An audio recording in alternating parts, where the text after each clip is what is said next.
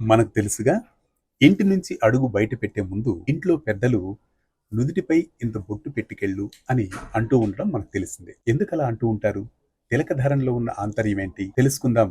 మహర్షి talk లో శాస్త్రీయంగా ఒక చిన్న బొట్టు వెనుక పెద్ద శాస్త్రమే దాగి ఉంది. బొట్టు అన్నది కేవలం మన ఆచారం కాదు, అది మన సనాతన హైందవ సంస్కృతి సంప్రదాయం కూడా. అసలు బొట్టుకున్నటువంటి స్థానం ఏంటో తెలుసుకోవాలంటే ముందుగా బొట్టు పెట్టుకునే స్థానాన్ని మనం పరిశీలించాలి. బొట్టు అన్నది ఇక్కడ రెండు కనుబొమ్మల మధ్య ఉండే స్థానంలో పెట్టుకుంటాం. అది బ్రుకుటి స్థానం అంటారు. అంటే రెండు కనుబొమ్మల మధ్య ఉండే స్థానమే బ్రుకుటి స్థానం. ఈ బ్రుకుటి స్థానం ఆంతర్యం ఏంటి, అసలు బ్రుకుటి స్థానం యొక్క విశేషం ఏంటి అని తెలుసుకున్నట్లయితే, బ్రుకుటి స్థానం అన్నది ఆజ్ఞా చక్రం కేంద్రీకృతమై ఉంటుంది. ఆజ్ఞా చక్రం అంటే పీనియల్ గ్లాండ్ లేదా మాస్టర్ గ్లాండ్.